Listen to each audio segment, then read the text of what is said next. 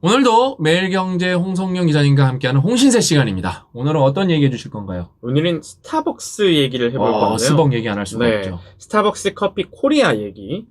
지금 정용진 신세계 부회장이 최근에 지분을 100% 인수하지 않았어요? 100% 인수했죠. 싱가포르 투자청이랑 같이 해가지고 컨소시엄을 만들어서 인수를 한 건데, 이제 그 지분 50%를 원래 가지고 있었고, 거기다가 이제 17.5%를 새로 취득을 했습니다.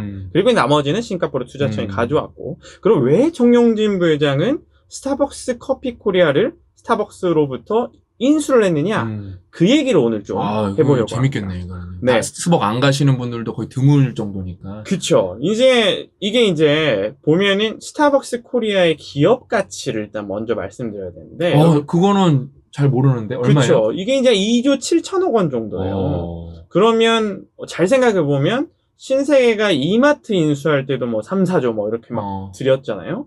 그런 것처럼 새로운 회사는 아니지만 이 시가총액으로 봤을 때 시장 가치로 봤을 때 한 2조 원이 넘는 회사를 인수를 한 거나 마찬가지라고 보시면 맞죠. 됩니다.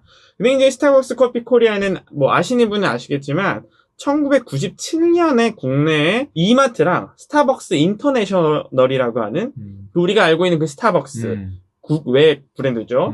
그 브랜드가 50% 합작회사. 출자를 해가지고 합산회사로 만든 거고, 그 다음에 이제 왜 그랬냐? 스타벅스가 이제 뭐 미국을 비롯해서 전 세계에 이제 막 퍼져가는 물결이 있을 때, 이제 정용진 부회장이 당시에 미국 생활하면서 스타벅스의 분위기라든지 스타벅스 특유의 맛에 매료가 된 거예요.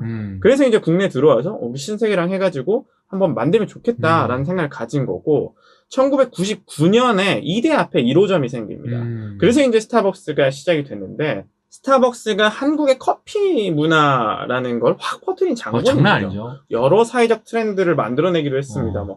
뭐 점심값보다 비싼 커피를 마셔도 되느냐 마느냐에 대한 이 얘기로도 한참 논란이 됐었고, 하지만 이제 2021년 이 시점에는 전 국민이 가장 좋아하는 브랜드, 실제로 결제를 많이 하는 브랜드가 됐어요. 지난해 말에 만 20세 이상 신용카드 체크카드로 결제한 금액을 분석해 보니까 스타벅스가 1위입니다. 결제 금액이 2조를 넘었어요. 그렇죠. 2조 679억 원. 이 국내 커피 브랜드 시장의 50%가 넘는 52% 정도가 됩니다. 대박이네. 그렇죠. 그 다음으로는 이제 투썸 플레이스가 2위인데 이게 5,600억 원. 결제액인 거예요. 사람들이 결제한 거. 근데 이디야가 그 다음으로 5,300억 원. 메가커피, 할리스커피 이런 데가 이제 2,700억 원, 1,800억 원 막 이 정도 수준인데 나머지 회사들을 다 합쳐도 2조가 안 돼요. 그러니까 압도적으로 국내 결제액 기준으로 스타벅스를 사랑하는 국민들, 스타벅스를 이용하는 국민들이 많다고 볼 수가 있는 거고요. 진짜 스벅은 저기도 있는데 여기도 있어요. 동네 돌아다니 보면은 진짜 여기도 있는데 저기도 있는데 더 황당한 거는 여기도 사람이 꽉 차 있는데 저기도 꽉 차 있어요. 그러니까. 진짜 잘 되는구나. 저는 그 생각 하거든요. 뭐 커피를 마시려고도 가지만 어떤 시간을 때우기가 애매한 때에 커피 한 잔 시켜놓고 시간을 거기서 보내기가 용이한 공간으로 만들어졌죠. 그것 때문에 뭐 카페 공부중 뭐 이런 문제도 또 나오기도 했었지만 뭐 최근에 그런 문제들도 불구하고 그 문제들을 넘어서 스타벅스가 압도적인 1위를 차지하고 있다는 거. 그 이제 말씀드릴 수가 있고, 이게 이제 스타벅스가 한국에서 잘 되는데 이 한국에서 잘 되는 게 이제 전 세계로 봤을 때도 매출 기준으로 한 전 세계 5위 수준이래요. 그럼 꽤 잘 되는 거예요. 그렇죠. 이제 뭐 미국이 압도적인 1위고 그다음에 뭐 몇 개국이 있죠. 유럽에도 있고. 근데 이제 그다음 5위 정도 수준이고, 스타벅스 커피 코리아. 근데 스타벅스 코리아라고 보통 하는데 이 회사의 작년 매출이 1조 9,200억 원이에요. 근데 2조 매출했고 영업이익도 한 1,600억 정도 했습니다. 잘 버네. 그러니까 이제 잘 버는 회사예요. 이 잘 버는 회사를 이 회사가 어떤 비밀을 가지고 있느냐, 어떤 핵심 에너지를 가지고 있느냐 저희가 오늘 살펴볼 건데, 일단 사이렌 오더 얘기를 해봐요. 이 사이렌 오더가 진짜 기가 막히죠. 기가 막히죠. 사이렌 오더 뭐 해보신 분들 있죠. 사이렌 오더는 한국의 스타벅스 커피 코리아에서 만들어져서 전 세계로 퍼져나간 기술입니다. 대단한 얘기죠. 헷갈리시는 분들 있을 텐데 뭐냐면은 스타벅스가 여러분 우리나라 게 아니잖아요. 이번에 이제 스타벅스 코리아를 신세계가 정영진 부회장이 인수를 했으니까 우리나라가 된 건데, 이게 글로벌 프랜차이즈 중에 하나였을 때 우리나라에서 사이렌 오더를 개발을 해서 이게 성공적으로 시장에 적응을 하니까 역으로 미국으로 들어간 게 사이렌 오더예요. 그렇죠. 이게 이제 놀라운 얘기인데 이 사이렌 오더 때문에 금융권에서 난리가 났어요. 난리가 났었어요. 왜냐하면 스타벅스가 준은행이 됐다라는 평가를 하거든요. 그렇죠. 왜냐하면 사이렌 오더를 이용할 때는 기본적으로 이제 스타벅스에 방문을 해서 직접 이제 결제를 하지 않아도 스타벅스 앱만 열면 앱에서 결제를 할 수 있는 거예요. 내가 원하는 커피를. 근데 이때는 충전을 해놔야 돼요.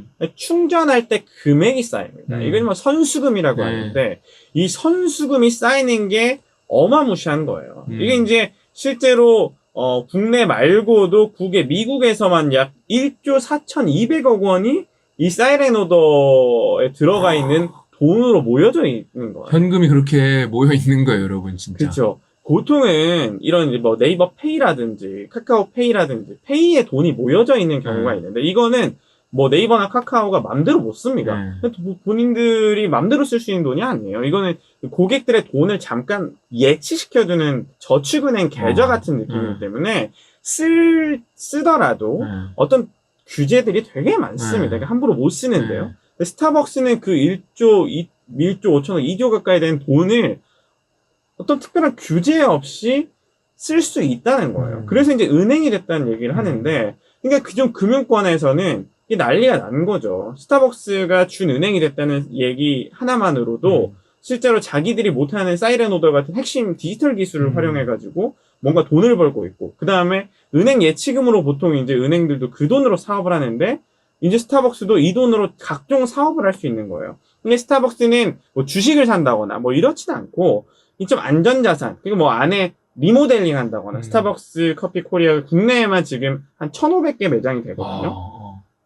1,500개 매장을 리뉴얼 한다거나, 아니면 직원 재교육을 한다거나, 아니면 각종 굿즈 상품들 많이 내놓는 마케팅 비용, 아니면 그거를 만들어낼 때 새로운 품종을 고르는 그런 비용들, 부대 비용으로 쓰는 거예요. 그러니까 이 돈은, 그렇게 금융당국에 규제가 없더라도 쓸 수 있는 돈이 되는 거죠. 그것만으로도 이 스타벅스가 준은행이 됐고, 이 돈이 무궁무진하게 활용 가능하다는 게 이제 최대 장점이 되는 겁니다. 그러니까 제가 옛날에 이거 너무 관심이 있어서 이제 테크 기업들이 어떻게 은행이 되나, 어떻게 이제 핀테크가 되나 그런 책을 많이 읽었어요.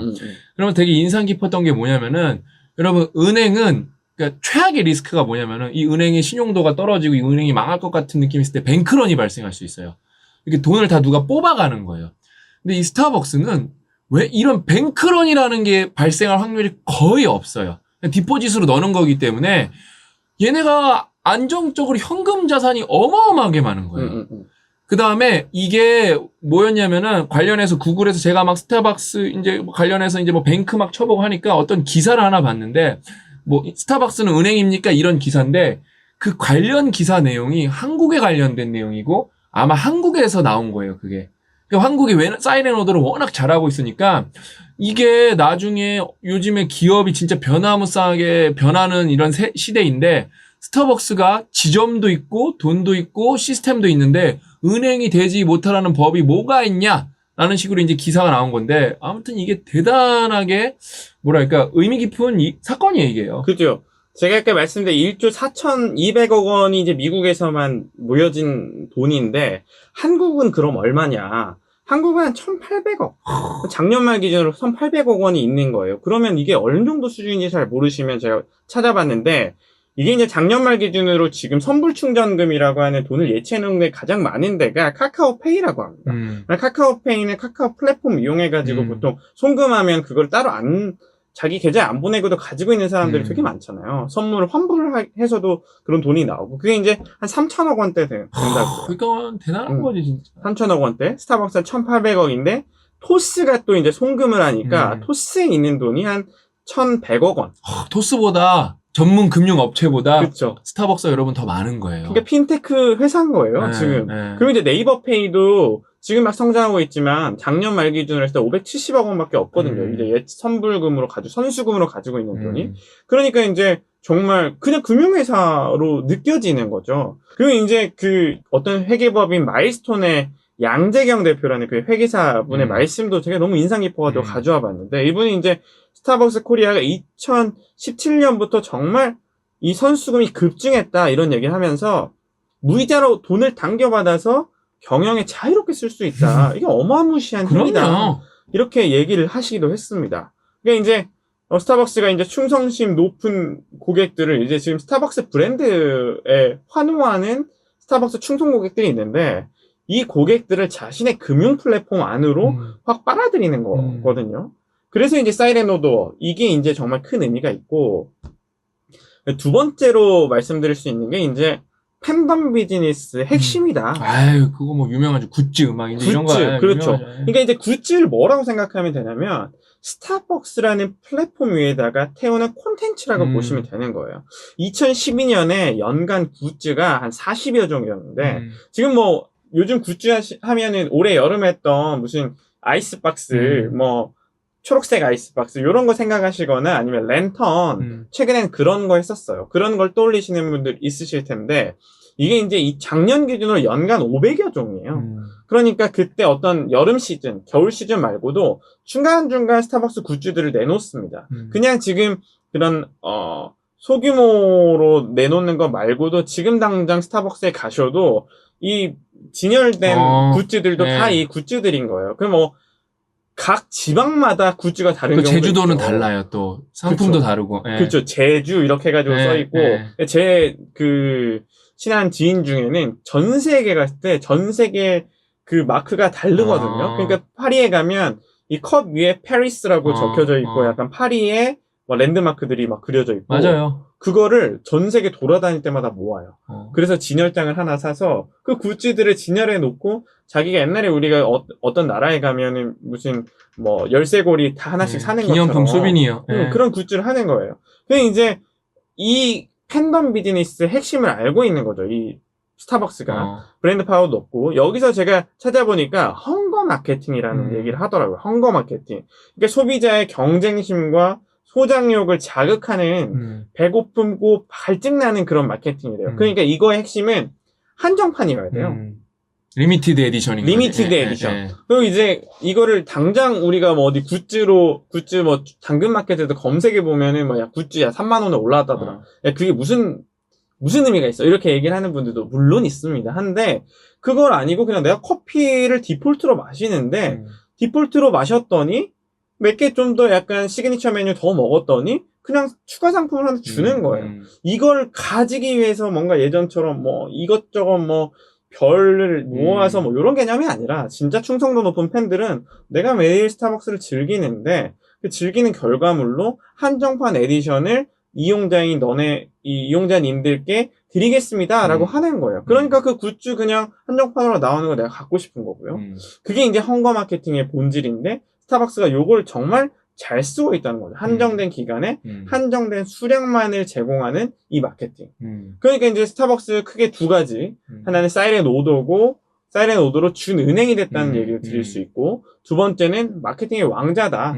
스타벅스라는 브랜드 하나만으로 각종 굿즈들로 이 소비자들을 락인시키면서 이 플랫폼 위에 어떻게든 묶어두려고 한다. 근데 이 묶어두려고 하는 거에 하나는 굿즈고 하나는 그 충전금으로 한 사이렌 오더로 비롯한 이 얘기다. 그럼 이제 또 하나 얘기를 드리면 드라이브 스루 같은 것도 한국에서 제일 많이 이용이 돼서 전 세계로 막 퍼져나가는 거예요. 그러니까 이제 코로나 때에도 사이렌 오더는 비대면에 걸맞는 거고 실제로 사이렌 오더 같은 경우에는 네이버나 카카오도 이 오프라인에서 비대면 주문을 늘리기 위해서 되게 노력 많이 했거든요. 그래서 네이버 주문, 뭐 카카오 오프라인 주문 같은 것들을 새로 런칭해서 실제 스타벅스를 갔을 때도 네이버나 카카오에서도 사이렌 오더처럼 이용할 수 있게 만들었어요. 그렇게 하면 왜 그렇게 했냐? 왜 굳이 그렇게 하지? 그게 다 선수금, 예치금 늘리기 위함인 거고 요걸 늘렸을 때 좀 자유롭게 뭔가 이용할 수 있는 그래도 그 금액들이 있으면 좀 자유롭게 이용할 수 있는 방법들이 뭐 포인트가 하나씩 되는 것도 있고요. 그래서 이제 스타벅스의 모델을 쫓아간 거죠, 사실. 그러니까 이게 정말 재밌는 포인트고 스타벅스가 이런 강점을 가지고 있기 때문에 정영진 부회장이 올해만 해서도 M&A 뭐 몇 건 이렇게 하고 뭐 이마트가 200개 야구단도 사고. 야구단도 사고 돈 많이 썼거든요. 네. 그럼에도 여기 또 승부수를 거는 거예요. 왜냐면 여기가 돈 나올 구석이라는 거를 명확하게 알고 있기 때문입니다. 그러니까 저는 정영진 부회장 이것저것 많이 샀는데 제일 잘 산 게 솔직히 저는 스벅이라고 보거든요. 그러니까 여러분, 그러니까 스벅은 그러니까 문화적으로도 되게 상징적인 게 여러분 스타벅스랑 부동산이랑도 상관이 많잖아요. 스세권 있잖아요. 그쵸. 예? 스타벅스가 있냐 없냐. 그 다음에 여러분 스타벅스는 제가 알기로 이게 워낙 잘 되니까 임대료를 그 매출이랑 연동시켜서 아예 그냥 지불하는 방법도 걔네가 관계가 그런 그 건물주랑 스타벅스랑 그 이익 쉐어 제도로 가서 그러니까 따박따박 월세 내는 것보다 우리한테 베팅을 해라. 아예 뭐 어떤 식으로 정확하게는 모르는데 일단은 매출에 연동되게 월세를 받는 경우도 있어요. 제가 알기로. 그냥 매출 안 나면 월세 덜 내는 거죠. 근데 그게 건물주 입장에서 이게 생각보다 괜찮으니까 그 다음에 스타벅스가 들어온다는 것 자체가 자기네 건물 가치가 올라가 버리니까 그렇게 해서 자기가 조금 불리한 것 같아도 그렇게 계약을 하는 거예요. 그거에 대해서. 그러니까 스타벅스는 정말 이제 상징적인 어떤 브랜드가 되었고 저는 여기는 일단은 이 온오프 트래픽이 너무 많아갖고 저는 확장성이 진짜 많은 것 같아요. 제가 이거 홍 기자님 만나기 전에 주말에 카톡 얘기할 때 제가 커피 쿠폰 하나 스벅으로 줬거든요. 저는 스벅에서 한 달에 거의 3, 40만 원 꼬박꼬박 쓰는 게 뭐냐면은 선물을 그 커피 쿠폰을 많이 보내줘갖고 요즘엔 잘 못 만나니까 저는 항상 디포짓으로 저는 3, 40만 원씩은 있어요. 스벅에. 그래서 그거 저도 뭐 거기 뭐 음식도 보내주고 정말 자주 보내줘 주변 사람들한테. 그러니까 저만 해도 엄청 많이 쓰거든요. 그러니까 근데 뭐 이게 지금 보통 이게 오프라인을 잘하면은 온라인을 잘하는 게 또 경우가 많지가 않은데 지금 사이렌 오더를 비롯해서 그 다음에 문화적인 것까지 무형적인 것도 온오프라인을 다 잘하고 있으니까 저는 스타벅스 코리아 나중에 상장할 것 같은데 딱 봐도 진짜. 지금 이제 상장을 계획의 염두에 뒀다라는 얘기들이 계속해서 기사로 나오고 당연히 안 할 이유가 없는 것 같고 여기는 제가 볼 때 기업 가치도 프리미엄이 붙을 것 같아 제 생각에는. 아무튼 이렇게 스타벅스는 정말 재밌는데 스타벅스 얘기 하나만 해도 이렇게 진짜 시간 갈 줄 모르고 얘기하는데 오늘 그거를 정리를 한번 쫙 매출부터 그 다음에 얘네가 왜 잘 되는지 그 다음에 얘네 과거사부터 얘네가 심볼릭한 게 뭐가 있는지 이런 걸 쫙 한번 정리해 주시니까 저도 너무 많은 걸 알고 아주 재밌는 시간이었습니다. 그래서 오늘 홍신세는 여기까지고 저는 또 홍 기자님과 다음 시간에 알찬 내용으로 여러분을 찾아뵙도록 약속하겠습니다. 오늘 이야기는 여기까지입니다. 또 만나요. 안녕.